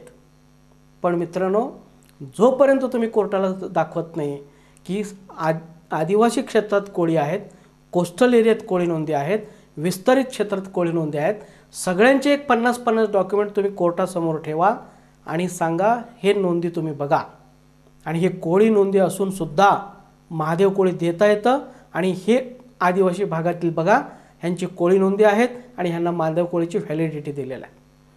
हे जोपर्यंत तुम्ही दाखवत नाही तोपर्यंत तुम्हाला जिंकता येत नाही. म्हणून कोर्ट केस कसे जिंकायचे आपण त्याच्यावरती बोलू, स्वतःची जात कशी सिद्ध करायची त्याच्यावरती आपण स्वतंत्र व्हिडिओ बनवू. पण तुम्ही लक्षात घ्या, सगळ्या महाराष्ट्रभर कोळी नोंदी असल्यामुळं तो आपल्यासाठी पॉझिटिव्ह बाजू आहे. फक्त आपल्या भागामध्ये कोळी नोंदी असते तर आपण अडचणीत आलो असतो आणि आपण अनुसूचित जमातीचा दावा कधीच सोडून दिला असतो. पण तसं नाही आहे, सगळीकडेच आहे. म्हणून प्रेसिडेन्शियल ऑर्डरमध्ये जसं आहे की कोळी महादेव, कोळी मल्हार, कोळी टोकरे, कोळी ढोर वगैरे असं कुठेही नोंदी तुम्हाला आढळत नाही. रीड ॲज इट इज जे सांगतं supreme court, read as it is प्रमाणे जर तुम्ही बघायला गेला, एक पण म्हणतो मी, कुठल्याही आदिवाशांच्यापैकी एकही आदिवासी काय होऊ शकत नाही, आदिवासी ठरू शकत नाही. कारण कोळी समाज तर एक तर सगळीकडेच कोळी आहेत, त्यामुळे हे सगळे ओबीसीमध्ये जातात. TSP असू दे, ST/ST असू दे, कुठले असू दे. आणि इतर लोकांची सुद्धा सगळ्यात चुकीच्या नोंदी आहेत. मीच ते बघू, अगदी तुम्हाला सांगतो, अंध लोकांचं अंध झालेलं आहे. अंधसुद्धा चुकीचं आहे, रीड ॲज इट इज प्रमाणे बसत नाही. प्रधान ह्यांचे प्रधान झालेले आहे, रीड ॲज इट इज प्रमाणे ST तुम्ही ठरू शकत नाही. धनगर, धनवड, त्यानंतर भिल्ल, गावित, गोंड, वारली, कातकरी ह्या प्रत्येकांची नोंदी चुकीची झालेल्या आहेत. तुम्ही आज जर राष्ट्रपतींच्या आदेशामध्ये जसं आहे तसं शब्दशः पाहिजे असं असेल तरच तुम्हाला व्हॅलिडिटी देऊ असं जर तुम्ही म्हणत असाल तर कोणीही आदिवासी ठरू शकत नाही, कोणीही अनुसूचित जमातीचं ठरू शकत नाही. कारण शब्दशः नोंदी कुणाचीही नाही आहे. जे आदिवासी मंत्र्याची नाही, जे आदिवासी संशोधकाची नाही, जे संशोधक म्हणून गाजले त्यांचं नाही आणि बाकीच्यांचं कुठं येणार.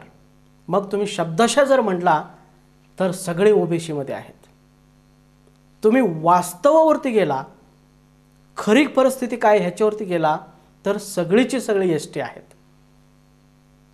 म्हणून मित्रांनो, नोंदी काय झालेली ह्याच्यापेक्षा आपण ओरिजिनल एसटी आहोत, ओरिजिनल महादेव कोळी, मल्हार कोळी, टोकरे कोळी, ढोर कोळी आहोत हे तुम्ही नेहमी लक्षात ठेवा. भले तुमच्या आजोबांची कोळी असेल, कोळी का झालं ह्याच्यावरती मी तुम्हाला सांगतो, परंतु तुमची नोंदी कोळी असले तरी तुम्ही महादेव कोळी आहे हे कधी विसरू नका. आणि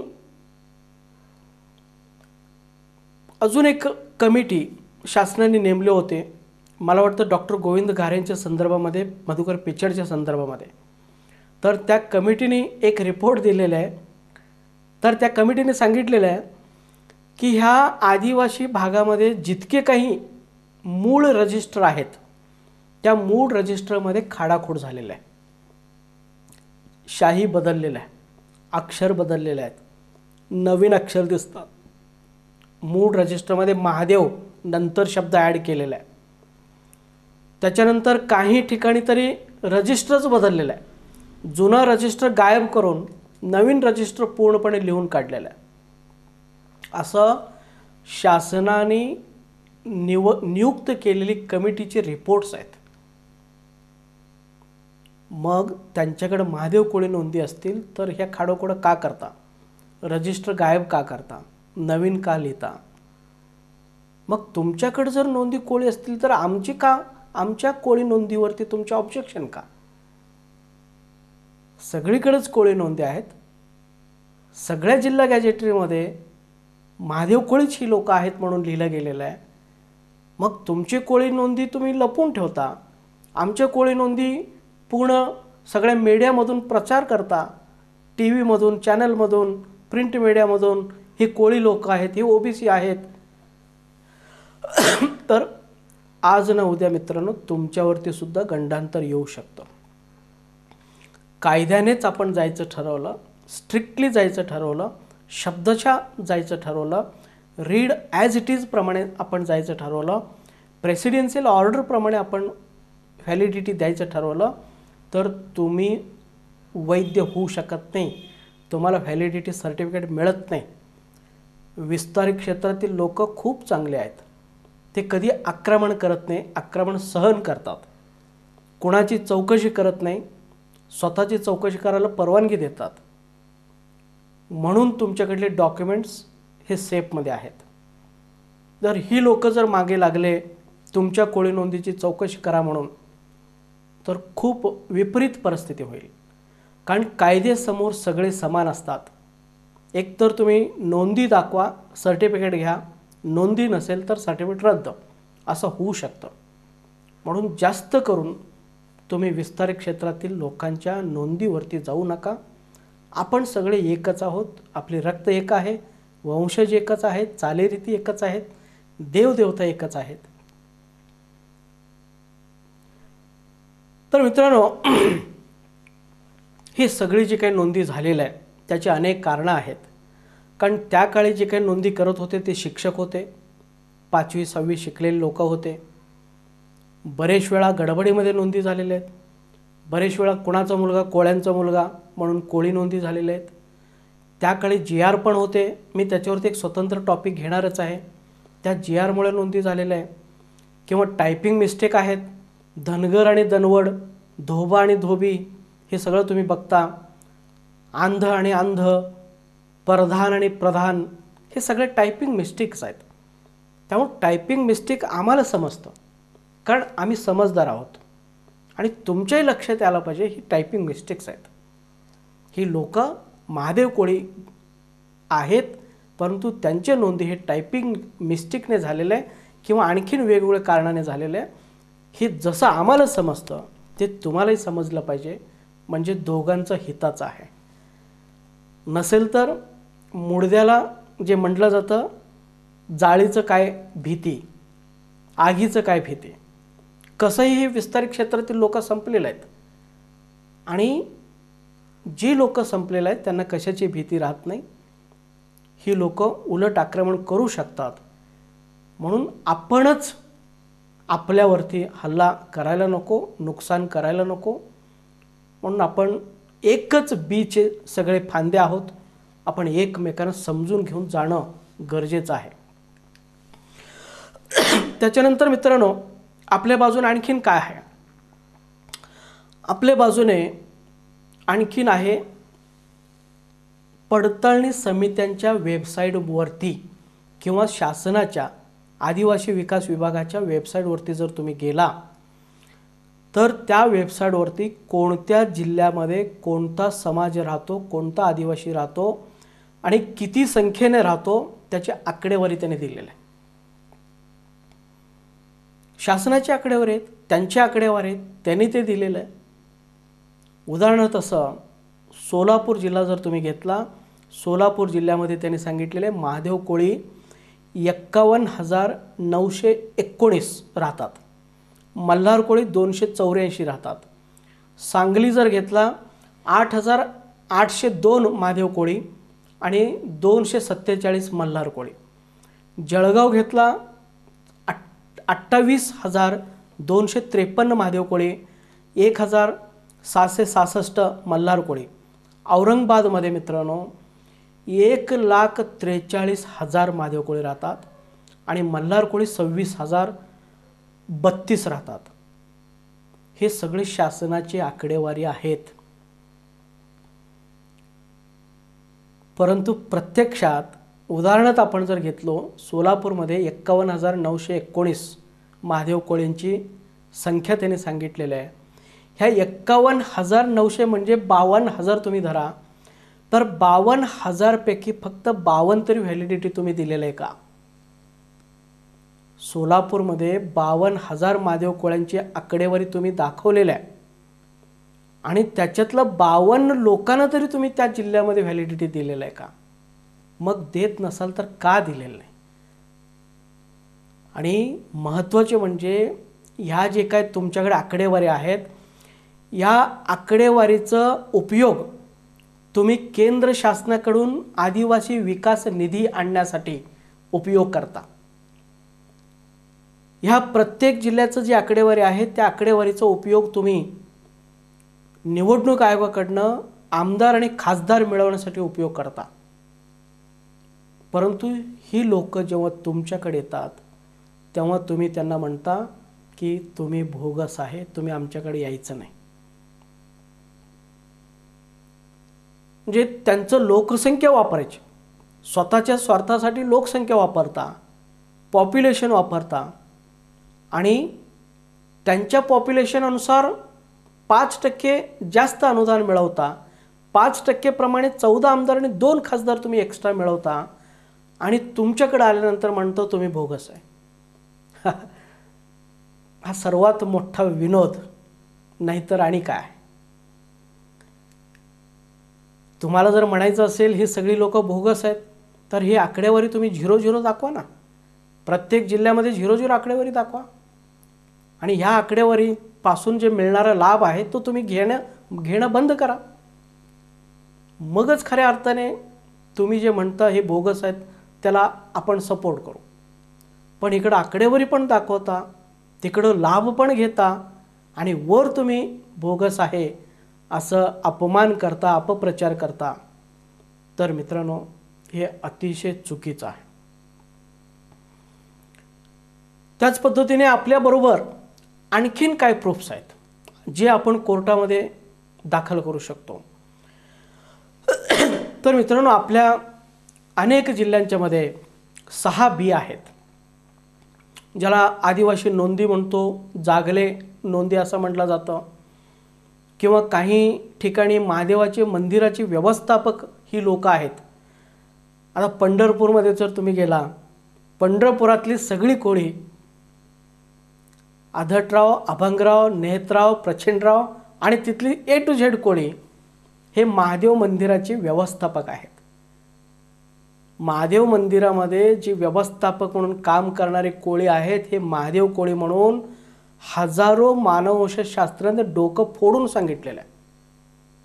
तुम्ही बाबा रे महादेवाचे व्यवस्थापक आहे म्हणजे तुम्ही महादेव कोळी आहे म्हणून त्या महादेव मंदिरामध्ये तुम्हाला व्यवस्था करण्यासाठी पूर्वीपासून सोडलेलं आहे.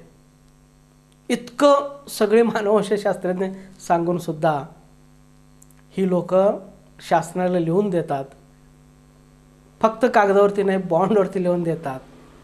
एकदाच नाही, 2 वेळा 3 वेळा लिहून देतात की मी महादेव कोळी नाही, त्यामुळं मला SBCचं सर्टिफिकेट द्या, मला अधिसंख्य पद द्या, या पद्धतीने लिहून देतात. कारण लिहून देणं खूप सोपं आहे. अभ्यास करणं, डोक्याला ताप देणं, जुन्या सगळ्या पुरावे हुडकून काढणं हे डोक्याला तापदायक आहे. पण एका कागदावरती मी महादेव कोळी नाही, मला SBC द्या, मला अधिसंख्य पद द्या, हे 4 ओळी लिहून देणं खूप सोपं आहे. म्हणून लोक सोपं काम करून टाकलेलं आहे. तरीसुद्धा मी पंढरपूरमध्ये एकदा येणार आहे. पंढरपूरच्या सगळ्या लोकांनी फक्त एकच केस टाकायचा आहे. एका केसमध्ये तुमचं ट्रायबल एरिया डिक्लेअर होतं. तुम्ही आदिवासी क्षेत्र हे ठरवू शकता कारण तिथलं कोळी समाज प्रचंड आहे. त्याच्यानंतर आपल्याकडे काय आहे तर 1950 पूर्वीपासून मित्रांनो आपल्याकडे 7/12 उतारा आहेत. 7/12 उतारा एक सर्वात स्ट्रॉंगेस्ट प्रूफ आहे तुम्ही महादेव कोळी, मल्हार कोळी असल्याचं. कारण हे महादेव कोळी आणि मल्हार कोळ्यांची वंश परंपरागत व्यवसाय जो आहे ती शेती आहे. त्यामुळे तुमच्याकडे 1950 पूर्वीची शेती असेल आणि तुम्ही कोळी असाल तर तुम्ही फक्त महादेव कोळी आहे, दुसरं कोळी कोणीच नाही आहे. हे मी तुम्हाला प्रूव्ह करून दाखवतो. त्याच्यानंतर आणखीन काय तर आपलं जिल्हा कोस्टल एरियामध्ये येत नाही. फक्त कोस्टल एरियातली कोळी लोकांनी आम्हाला माफ करा, तुम्हाला कसं STमध्ये आणायचं ते आम्ही नंतर विचार करू. पण आज तुम्हाला जर आम्ही बाहेर ठेवलो तर 80 ते 90% लोकांना कसं वाचवता येतील. तर ह्यासाठी मी सांगतो की ही जी 80 ते 90% लोक आहेत तर कोस्टल एरियामध्ये सुद्धा आहेत महादेव कोळी, मल्हार कोळी, टोकरू, ढोर कोळी, पण इतर ठिकाणी सुद्धा आहेत. तर जिथं समजा कोल्हापूरमध्ये, सांगलीमध्ये, सातारामध्ये तर या ठिकाणी कुठंही समुद्र नाही. मग समुद्र जर नसतील तर हे कोस्टल एरिया येणार कुठून? माधुरी पाटलामध्ये काय सांगितलेलं आहे किंवा तुमच्या कायद्यामध्ये काय आहे? कोस्टल एरियामध्ये राहून जी मासेमारी करतात ती OBC. मग इकडे कोस्टलच नसेल, समुद्रच नसेल, मग ही लोक कोस्टल एरियामध्ये कसं राहणार आणि समुद्रामध्ये मासेमारी कसे करणार? आणि ह्या लोकांनी कधीतरी मासेमारीच्या व्यवसायासाठी शासनाकडून अनुदान घेतल्याचं तुम्ही एक तरी केस दाखवा. जसं तुम्ही कोळी नोंदीचे केस दाखवता प्रत्येकांचे, तुम्ही एकाचा तरी विस्तारित क्षेत्रातील एकाचा तरी मासेमारीच्या व्यवसायासाठी ह्या माणसाने शासनाकडून अनुदान घेतलेलं आहे, पेट्रोल घेतलेलं आहे किंवा आमचे जहाज बुडालेलं आहे त्याच्यासाठी तुम्ही नुकसान भरपाई द्या, आमची नाव बुडालेलं आहे, आम्हाला मासे सापडलेले नाही, आमचं नुकसान झालेलं आहे, असं कोणीही अर्ज जर केला असेल विस्तार क्षेत्रामध्ये एक तरी अर्ज द्या. तुम्ही जर देत असाल तर आम्ही म्हणू ह्या भागामध्ये OBC मधले सुद्धा कोळी राहतात. मित्रांनो समुद्रच नाही तर हे मासेमारीचा व्यवसाय करण्याचा प्रश्नच येतो कुठं? इतकं साधा सोपा हिशोब आहे, पण हे तुम्ही लोकांना कळत कसं नाही हा फार मोठा प्रश्न आहे. त्याच्यानंतर आपल्या बाजूने अजून आहे मधुकर, माजी मंत्री मधुकर पिचड यांचं कोळी नोंदीवरती सुप्रीम कोर्टाने STची व्हॅलिडिटी दिलेलं आहे.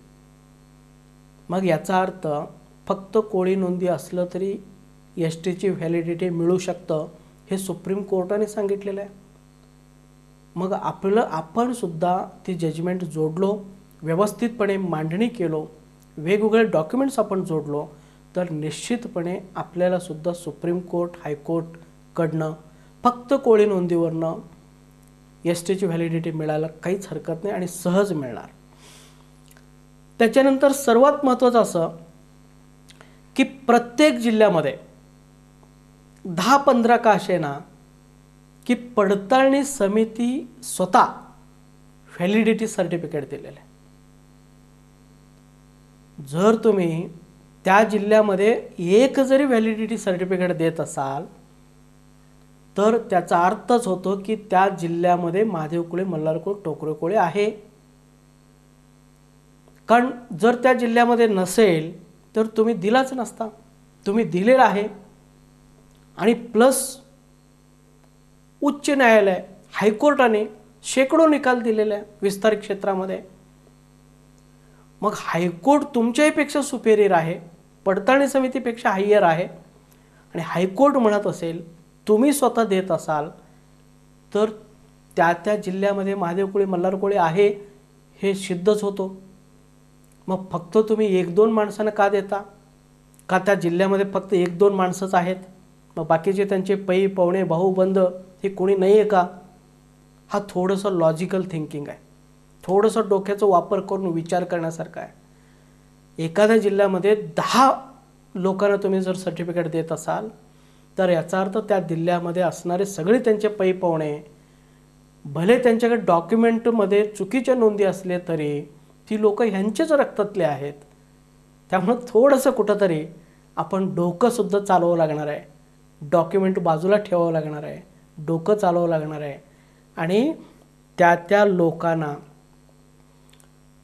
कायद्यामध्ये जी काही सवलती दिलेल्या आहेत ते त्यांना मिळू द्यावं लागणार आहे.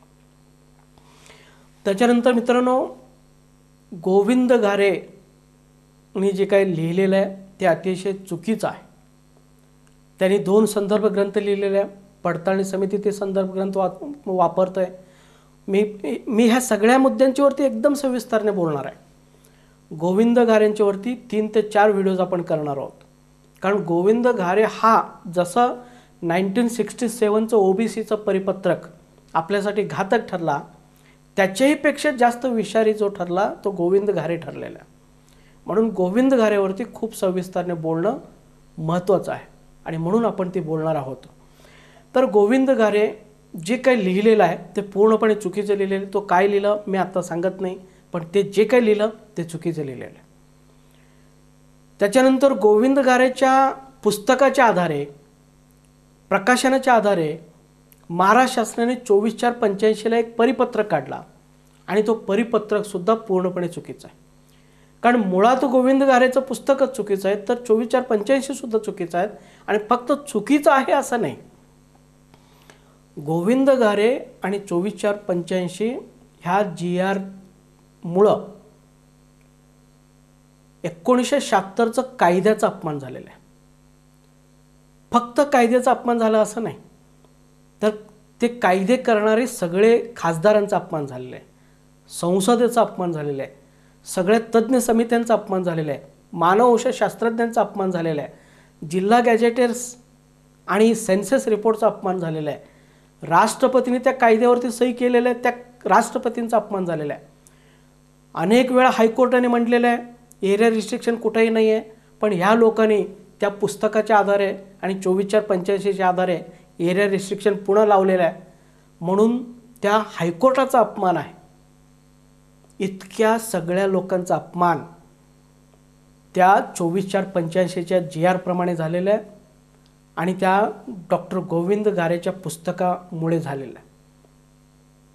आणि तुम्हाला मी खरं सांगतो, जर समाजाने योग्य मार्गे जायचंच ठरवलं, रस्त्यावरची लढाई बंद करून, वायफळ पैसा वाया घालवणे बंद करून जर आपल्याला न्यायच मिळवायचं ठरवलं, तर मित्रांनो मी तुम्हाला आज सांगतो की 24/4/85 पासून ज्यांचे प्रकरण अवैध झालेले आहेत त्या सगळ्यांची प्रकरणं पुन्हा वैध ठरू शकतात. सगळ्यांची प्रकरणं पुन्हा आपल्याला वैध ठरवता येतं. आणि इतकंच नाही तर जे काही तुमचं नुकसान झालेलं आहे, ज्यांना नोकरीतनं काढून टाकलेलं आहे, ज्यांचं पगार बंद झालेलं आहे, पेन्शन बंद झालेलं आहे, हा सगळं नुकसान भरपाई व्याजासहित मिळवता येतं.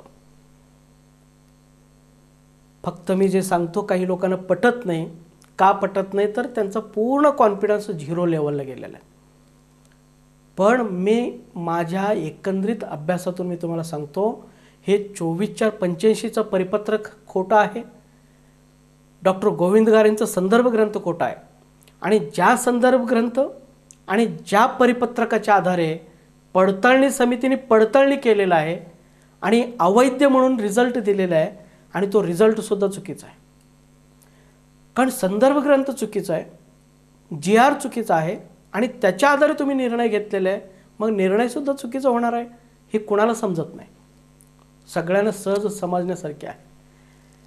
म्हणून मित्रांनो, हे एवढं जरी तुम्ही केस कोर्टामध्ये घेऊन गेला तर 24/4/85 पासून ज्यांची नोकरी गेलेले, प्रकरण अवैध झालेले, नुकसान झालेले, ती सगळी नुकसान भरपाई आपल्याला काढता येतात. अगदी 6% 10% व्याजदराने आपण मिळवू शकतो. इतकंच नाही, ज्याने तो GR काढलेला आहे त्या GR काढलेल्यावरती कडक आपण ॲक्शनसुद्धा घेऊ शकतो. फक्त ह्यासाठी समाजातल्या मनामध्ये यायला पाहिजे, समाजाला कळायला पाहिजे, समाज एकत्र यायला पाहिजे, समाजाच्या मनामध्ये कॉन्फिडन्स यायला पाहिजे, मगच हे सगळं शक्य आहे. कॉन्फिडन्स हारलेला समाजाला आपण काही करू शकत नाही. तुम्ही जोपर्यंत मनाने हरत नाही ना, तोपर्यंत तुम्ही युद्ध जिंकण्याची शक्यता असते, तुम्ही जिंकू शकता. पण तुम्ही एकदा मनाने हरला तर तुम्ही सगळीकडे हरता. त्यामुळे मित्रांनो, पडताळणी समिती जर तुम्हाला बोगस म्हणत असेल, आदिवासी विभागातील लोक बोगस म्हणत असतील, तर तुम्ही बोगस नाही आहे हे तुम्ही 100% खात्री द्या स्वतःला. मग पुढं आपण ह्या सगळ्या कोर्ट केसेस वगैरे कसा लढायचा, जेव्हा आपण एकत्र येऊ त्यावेळी आपण त्याच्यावरती विचार करू. तर मित्रांनो, एकंदरीत हे सगळी जी पुरावे आहेत, मी जे सांगितलं तुम्हाला आत्तापर्यंत काय काय आपल्या सपोर्टमध्ये आहेत, ह्या सगळ्या सपोर्टिंग डॉक्युमेंट्स फक्त एकच सिद्ध करतात की महाराष्ट्रातील प्रत्येक जिल्ह्यातील, प्रत्येक तालुक्यातील, प्रत्येक गावातील लोक हे ओरिजिनल आदिवासी आहेत, ओरिजिनल अनुसूचित जमातीचे आहेत. फक्त त्यांना जाणीवपूर्वक राजकारण्याने बोगस ठरवलेलं आहे. म्हणून तुम्ही स्वतः बिंदास्त राहा की तुम्ही ओरिजिनल आहात. फक्त तुम्हाला आत्तापर्यंत प्रॉपर लढता आलं नाही, प्रॉपर डॉक्युमेंटेशन करता आलं नाही, प्रेझेंटेशन करता आलं नाही, कोर्टामध्ये तुम्हाला मांडणी करता आलं नाही, म्हणून तुमचे प्रकरण अवैध झालेले आहे. प्रकरण अवैध झाले असले, सर्टिफिकेट अवैध झाले असले तरी तुमची जात अवैध झालेली नाही. तुम्ही महादेव कोळीच आहेत. महादेव कोळ्यांचे पूर्वजांच्या पोटातूनच तुम्ही जन्म घेतलेला आहे, हे तुम्ही लक्षात घ्या. एक कागद अवैध झाला म्हणून काय झालं, पण तुमची जात महादेव कोळीच आहे. आणि ते कागदसुद्धा वैध करण्याची ताकद आपल्या सगळ्यांच्यामध्ये आहे. आपण ते करू. परंतु आजच्या घटनेला तुम्ही एकच लक्षात घ्या, मी महादेव कोळीच आहे. तर मित्रांनो, इतकं काही आपल्या बरोबर असताना सुद्धा पडताळणी समिती आदिवासी क्षेत्रातील लोकांना अगदी अर्ज केल्या दुसऱ्याच दिवशी व्हॅलिडिटी सर्टिफिकेट देतात. खरं म्हणजे त्यांच्यामध्ये आणि आपल्यामध्ये कायद्यामध्ये कुठेही फरक नाही, नातेमध्ये सुद्धा कुठेही फरक नाही. आता तुम्हाला एक उदाहरण सांगतो. अहमदनगरच्या गॅजेटियरमध्ये असं म्हटलेलं आहे, हितली कोळी रामायणाचे लेखक वाल्मिकीला स्वतःचे पूर्वज मानतात, असा अहमदनगरच्या गॅजेटियरमध्ये म्हटलेलं आहे, ज्याला आपण आदिवासी क्षेत्र म्हणतो. आणि तुम्ही कोल्हापूरचे गॅजेटियर वाचा, कोल्हापूरच्या गॅजेटियरमध्ये सुद्धा सेम म्हटलेलं आहे. हितली कोळी रामायणाचे लेखक वाल्मिकीला स्वतःचे वंशज मानतात. मग मला सांगा, अहमदनगर जिल्ह्याच्या कोळ्यांचं जर पणजोबा वाल्मिकी असेल आणि कोल्हापूर जिल्ह्यातील कोळ्यांचं पणजोबा वाल्मिकी असेल, मग हे दोघांची नातं जुळतं की नाही? का दोन रामायण आहेत, का दोन वाल्मिकी आहेत? तसं असेल तर तसं सांगा, रामायण भाग 1 रामायण भाग 2 असं असल्याचं. मित्रांनो, वाल्मिकी हा ऋषी एकच होते, त्यांचेच आपण वंशज आहोत. त्यांच्या गॅजेटियरमध्ये सुद्धा तेच लिहिलेलं आहे, आपल्या गॅजेटियरमध्ये सुद्धा तेच लिहिलेलं आहे. म्हणजे आपण सगळे एकच आहोत, आपलं रक्त एकच आहे. असे अनेक मुद्दे आहेत जे तुम्हाला हळूहळू समजावून सांगतो. परंतु हे सगळं काही समान असताना सुद्धा विस्तारित क्षेत्रातील लोकांना मात्र पटकन व्हॅलिडिटी मिळतात, एका दिवसात व्हॅलिडिटी मिळतात. चौकशी न करता, दक्षता पथकाचे VC रिपोर्ट न घेता ह्या लोकांना घरपोच व्हॅलिडिटी पाठवले जातात. पडताळणी समिती स्थापन झाल्यापासून मित्रांनो आज अखेरपर्यंत आदिवासी क्षेत्रातील एकाही व्यक्तीचं प्रमाणपत्र नाकारण्यात आलेले नाही किंवा अवैध करण्यात आलेले नाही. एकाही व्यक्तीला सांगितलं गेलेलं नाही की बाबा तुझे आजोबाची नोंदी कोळी आहे आणि तू महादेव कोळीमध्ये येत नाही. सगळं काही समान आहे, पण त्यांना तो न्याय दिला जातो. परंतु आपले जेव्हा लोक जातात, आपण जेव्हा जातो, तेव्हा आपल्या आजोबांची डॉक्युमेंट्स बघितले जातात. आजोबांच्या डॉक्युमेंटमध्ये तर 100% कोळी सापडणार आहे, कारण त्या काळचे GRच तसे होते, कोळी नोंदी करायचे. आणि कोळी सापडल्यानंतर लगेच म्हणतात, हे बघ तुझ्या आजोबांची नोंदी कोळी आहे 1950 पूर्वीचे, म्हणून तू महादेव कोळी नाही आहे, तू OBC मधला SBC मधला कोळी आहे. म्हणून ती लोक प्रकरण अवैध करतात. TSP मध्ये मित्रांनो आजपर्यंत 100% व्हॅलिडिटी दिलेल्या आहे. अर्ज केल्या क्षणी व्हॅलिडिटी मिळालेला आहे, एकाचाही नकार नाही आहे.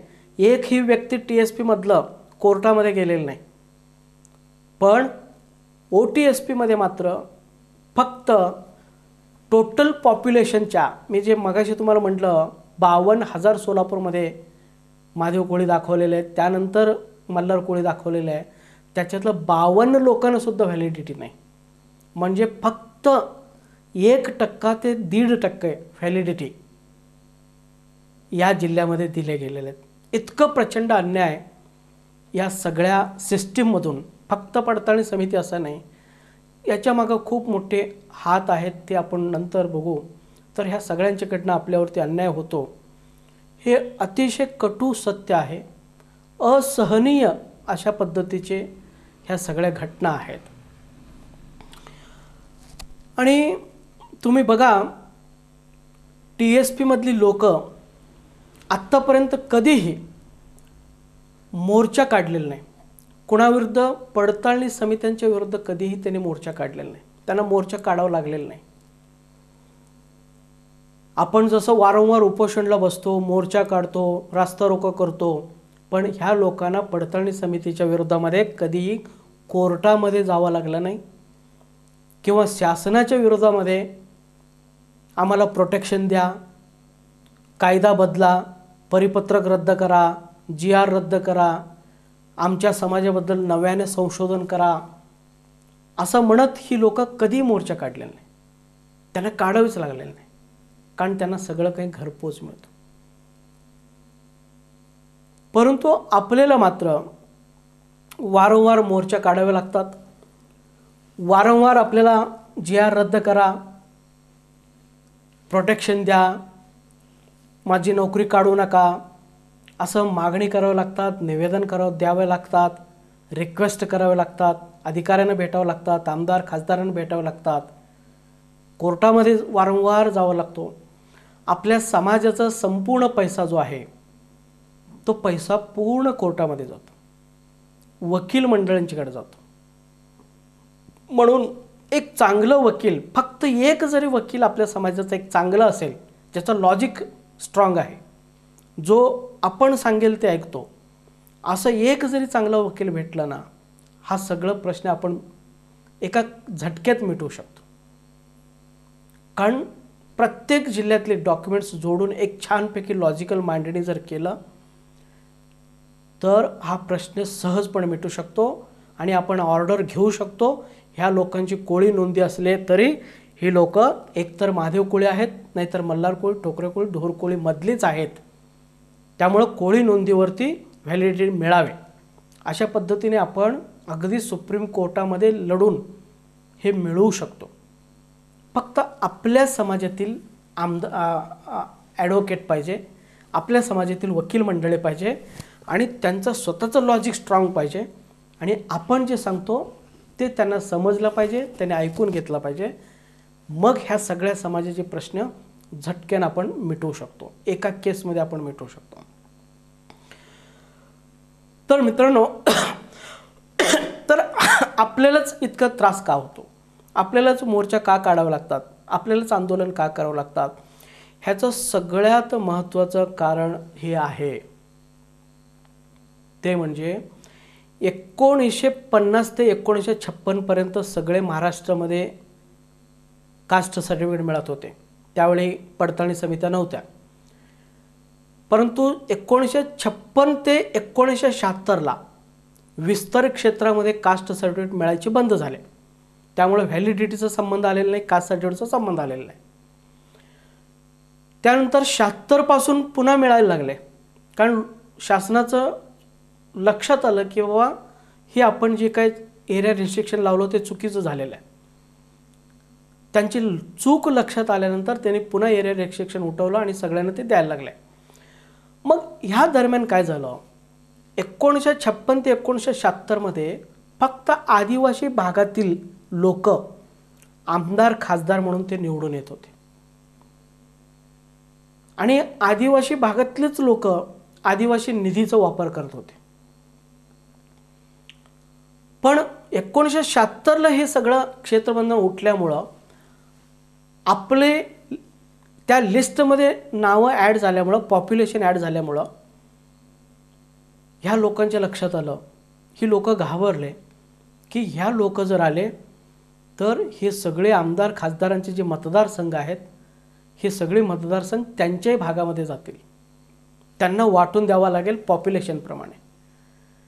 14 आमदार त्यांच्याकडे द्यावं लागतील, 12 आमदार, फक्त 11 आमदार आमच्याकडे राहणार, हे त्यांच्या लक्षात आले आणि म्हणून ही लोक अपप्रचार करत सुटले.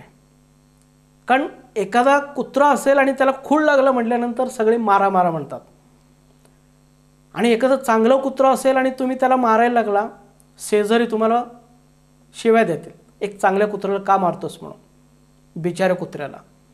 म्हणून ह्या लोकांनी काय केलं, ह्यांना कायमस्वरूपीच एसटीमधून काढून टाकण्यासाठी ही लोक भोगस आहेत, चोर आहेत, घुसखोर आहेत, अशा पद्धतीने ते अपप्रचार करायला लागले.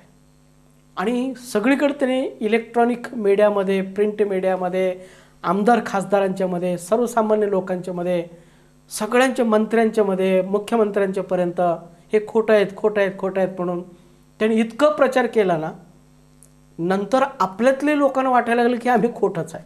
मग लोक धाड धाड लिहून द्यायला लागले, मी महादेव कोळीचं नाही, मी STचा आहे, मी SBCचा आहे, मी OBCचा आहे, मला अधिसंख्या पद द्या, असं लिहून द्याले. कारण त्यांनी इतकं छान काउन्सिलिंग केलं संपूर्ण महाराष्ट्राचा, इतकं छान त्यांनी प्रचार केलं आपण भोगस असल्याचा, तर आपल्याला सुद्धा वाटतं की आपण भोगस आहोत. हा एक भाग झाला. आणि याचाच एक परिणाम म्हणून काय झालं, त्यांनी ठरवलं की संपूर्ण आपल्याच कब्जामध्ये ठेवायचं, ह्यांना बाहेर काढून टाकायचं, आमदार खासदार पद यांना द्यायचं नाही, अनुदान द्यायचं नाही आणि जे काय असेल ते आपणच ठेवायचं आपल्याजवळ, हे ठरवलं. आणि म्हणून आपल्याला खूळ लागलं म्हणजेच हे बोगस आहे, बोगस आहेत असं ते प्रचार करायला लागले. त्याच्यामध्ये त्यांनी 100% सक्सेस झाले आणि आपलं पूर्ण कॉन्फिडन्स त्यांनी 0 केले. म्हणून आपल्याला मिळत नाही आहे, आपल्याला खूप त्रास होतो, आपल्याला कास्ट सर्टिफिकेट मिळत नाही, व्हॅलिडिटी मिळत नाही. कारण का सगळं त्यांचंच आहे. आज तुम्ही जर बघितलं ना, आदिवासी विकास विभाग त्यांचंच आहे, त्यांचेच आमदार आहेत, त्यांचेच खासदार आहेत, त्यांचेच मंत्री आहेत. त्याच्यानंतर आदिवासी कोट्यातून निवडून येणारे सगळे आमदार त्यांचेच आहेत. 25 आमदार येतात, ते 25चे 25 तेच लोक आहेत. आपल्याकडलं एकही ST मधून निवडून जात नाही. त्याच्यानंतर आदिवासींचे जे संशोधक आहेत, जे आदिवासींच्या बद्दल लिहिणारे लोक, ते स्वतः त्यांचे आहेत. डॉक्टर गोविंद घारे त्यांचा माणूस आहे. त्याला जसं वाटलं त्यांनी तसं लिहिलेलं आहे. कारण शेवटी त्याचा उद्देश होता विस्तार क्षेत्रात लोकांना बाहेर काढायचा. त्यांनी तो त्या पुस्तकाच्या माध्यमातून त्यांनी लिहिलेला आहे आणि ते सक्सेस झालेले आहेत. त्याच्यानंतर आदिवासींचे सगळे संदर्भ ग्रंथ हे त्यांचेच आहेत. कारण ह्याच लोकांनी लिहिलेले, मधुकर गोविंद घारेंनीच लिहिलेलं आहे. आणि अजून एक माणूस होता घुरे म्हणून, घुरे, GS घुरे, त्याही माणसाला हाताखाली धरून आपल्या विरोधामध्ये थोडंफार त्यांनी लिहून घेतलेलं आहे. त्यामुळं आदिवासी संशोधक हेच, आमदार हेच, खासदार हेच, आदिवासी विकास विभाग यांचा संदर्भ ग्रंथ यांचे, जे पडताळणी समिती संदर्भ ग्रंथ म्हणून वापरतात ते कोणाचे वापरतात? हे मधुकर पिक्चरचे पुस्तक वापरतात, ट्राइब्स ऑफ महाराष्ट्र किंवा इथेनोग्राफिकल नोट्स हे संदर्भ ग्रंथ म्हणून वापरतात. त्याच्यानंतर चालीरीतीसुद्धा यांचेच. तुम्हाला जर सांगायचं झालं चालीरीती, तर पडताळणी समिती म्हणते चालीरीती जुळत नाही. आणि जुळत नाही म्हणजे कोणाशी जुळत नाही, तर ते म्हणतात आदिवासी भागातल्या लोकांशी जुळायला पाहिजे. अरे बाबा, आदिवासी तर आम्ही पण आहे. सगळे मानवशास्त्रज्ञ म्हणतात, सगळे जिल्हा गॅजेटरी म्हणतात, आणि आमच्याकडनं ती लोक तिकडे गेलेले आहेत, ह्याची पुरावे आहेत. मूळ आदिवासी आम्ही आहे. आमच्या चालीरीतीला त्यांची चालीरीती जुळायला पाहिजे. तुम्ही त्यांच्या चालीरीतीला आमची चालीरीती काय म्हणता?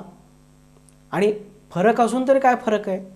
त्यांची ते जे देवाला मानतात तेच आपण मानतो, त्यांची जी चालीरीती त्यांची आपली आहेत. आणि थोडाफार तर सगळीकडेच फरक असणार आहे. पण चालीरीती एक शस्त्र झालेली ह्या लोकांना. तुमची चालीरीती जुळत नाही, त्यामुळं तुम्ही महादेव कुळे नाही. संपला विषय. डॉक्युमेंट असलं की चालीरीतीवर जायचं, चालीरीती शोधून अवैध करायचा, असा हा सगळा प्रकार चालू आहे. त्याच्यानंतर त्यामुळं त्यांच्याच चालीरीतीला आमची चालीरीती जुळायला पाहिजे. आणि सगळ्यात महत्त्वाचं म्हणजे पडताळणी समित्या हे सगळे त्यांचेच आहेत. त्यांच्या अधिकाराखाली ही लोक काम करतात, त्यांच्या दबावाखाली ही लोक काम करतात, त्यांच्या सांगण्यावरून ही लोक काम करतात, त्यांचे तोंडी आदेश ही लोक मानतात. आणि म्हणून ती लोक सांगतात की फक्त हे 5 जिल्हे आणि 38 तालुके सोडून इतर कुठल्याही भागामध्ये व्हॅलिडिटी द्यायचं नाही. आणि ही लोक सरसकट इनव्हॅलिड करून टाकतात. त्यामुळे मित्रांनो, आपली एकही आमदार नाही, आपल्यासाठी लढणारा आमदार नाही. आपण जे सांगतो ते आमदारला कळत नाही, आपण काय सांगतो आपल्यालाच कळत नाही. वेगवेगळ्या जिल्ह्यातून वेगवेगळे निवेदन, कुणाला काहीच माहीत नाही. हा सगळा सावळा गोंधळ आहे. त्यामुळं आपल्याबरोबर कोणीच नाही, आपल्याबरोबर आपले स्वतःची लोकंसुद्धा नाही. आणि म्हणून हा समाज अतिशय अडचणीमध्ये आलेला आहे. जर आदिवासी विभाग त्यांचा असेल, आदिवासी आमदार त्यांचे असतील, मंत्री त्यांचे असतील, संशोधक त्यांचे असतील, संदर्भ ग्रंथ त्यांचे असतील, चालीरीती त्यांच्या असतील आणि पडताळणी समित्या त्यांच्या असतील, तर मित्रांनो आपल्याला न्याय मिळणार कसा? कधीच मिळू शकत नाही. त्याला एकच पर्याय आहे. एकतर आपले आमदार वाढले पाहिजे, त्यांचे 25 असतील तर आमचे 25पेक्षा जास्त असायला पाहिजे. आणि ते शक्य नसेल तर कोर्टामध्ये व्यवस्थितपणे मांडणी व्हायला पाहिजे. थातूर मातूर मांडणी करून न्याय कधीच मिळणार नाही. कुठलंही डॉक्युमेंट जोडून न्याय कधीच मिळणार नाही. योग्य डॉक्युमेंट जोडला पाहिजे, लॉजिकल मांडणी करायला पाहिजे, परफेक्ट मांडणी करायला पाहिजे. न्यायाधीश कोणी असलं तरी न्याय 100% मिळतो. त्यासाठी आपल्या समाजातील वकील मंडळी तयार होणं, आणि तेही ज्याचं लॉजिक स्ट्रॉंग आहे, ज्याला समजतं, ते तयार होणं महत्त्वाचं आहे. तर मित्रांनो, खरं म्हणजे आपल्या नावावरचं 5% आदिवासी निधी, 5% प्रमाणे 14 आमदार, 2 खासदार आपल्याला मिळायला पाहिजे होते विस्तार क्षेत्रामध्ये. ते आपल्याला मिळत नाही आहे. आपल्याला साधा कास्ट सर्टिफिकेट मिळत नाही. आणि आत्ता तरी आपलं अस्तित्वच ते लोक नाकारतात. तुम्ही नाहीच आहे असं 100% ते जोरात सांगतात. म्हणून असं जर हे कंटिन्यू मित्रांनो चालत राहिला तर ही जी काही ज्या समाजाची वाली नाही, ज्यांचा आमदार नाही, खासदार नाही, नेते नाही, तर ही छोटे छोटे समाज, आदिवासी समाज, हे इतिहास जमा व्हायला जास्त वेळ लागणार नाही. खूप लवकर ह्या सगळे समाज या इतिहासामध्ये जमा होतील. यांचं जगणं मुश्किल होईल.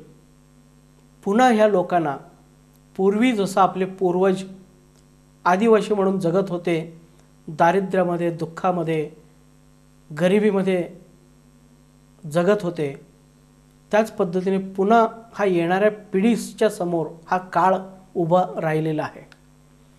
म्हणून आज जर आपण लढलो नाही, आज जर आपण जोरात लढलो नाही, तर आपली भावी पिढी रडणार आहे. आपण आज संघर्ष केलो नाही तर भावी पिढी आपलं संपणार आहे. म्हणून आपण आदिवासी आहोत हे त्रिकाल सत्य आहे. आपल्यावरती अन्याय जाणीवपूर्वक केला जातो हे सुद्धा त्रिकाल सत्य आहे. परंतु आपण हे अन्याय सहन करायचा का? आपण कधी एकत्र यायचं नाही का? आपण कधी योग्य दिशेने लढा द्यायचा नाही का? आपल्याला संसदेने जे काही सवलती दिलेल्या ते सहजपणे सोडून द्यायचं का? आपली स्वतःची जात आपण सोडून द्यायचं का? असे अनेक प्रश्न आहेत. ह्या प्रश्नांच्याबद्दल आपण खरं म्हणजे विचार करायला पाहिजे, एकत्र यायला पाहिजे. सगळे भेदभाव मिटवून आपण एकत्र येऊन खूप चांगल्या पद्धतीने संघर्ष करायला पाहिजे. चांगले नेतृत्व आपल्यामध्ये आहेत, खूप चांगले नेते आहेत. त्यांच्या नेत्यांच्या खाली आपण हे सगळं संघर्ष केलं पाहिजे. आता रस्त्यावरच्या संघर्षामध्ये माझा विश्वास नाही. न्यायालयीन संघर्ष थोडा वेळ लागेल, परंतु 100% होऊन जाईल. तर इथं हा सगळं जो अन्याय आहे हा कुठंतरी थांबायला पाहिजे. आपलंच 5% वापरायचं, 5% अनुदान आपल्याच नावावर घ्यायचं आहे, 14 आमदार, 2 खासदार आपल्याच नावावर घ्यायचं आणि पुन्हा आपल्याला म्हणायचं पडताळणी समित्यांच्या माध्यमातून प्रमाणपत्र अवैध करायचं आणि सांगायचं मीडियाच्या माध्यमातून की तुम्ही भोगस आहे. 2च काम. पडताळणी समितीला सांगायचं अवैध करा आणि मीडियाच्या समोर यायचं हे बघा ह्यांचं अवैध झाले, ही लोक भोगस आहेत. हे 2 काम सतत चालू आहे, निरंतर चालू आहे. कारण आपण ते सहन करतो म्हणून चालू आहे. सहनशक्ती आपल्यामध्ये प्रचंड आहे, त्याचा ती लोक वापर करतात. परंतु हे कुठंतरी थांबायला पाहिजे. तर मित्रांनो, हा ॲक्च्युअली भाग 1 झाला. तर पुढच्या भाग 2 व्हिडिओमध्ये आपण बघणार आहोत की हा एकंदरीत हे जे 40 ते 50 व्हिडिओजमध्ये मी कोणकोणत्या मुद्द्यांच्यावरती बोलणार आहे, कोणते मुद्दे मी कव्हर करणार आहे,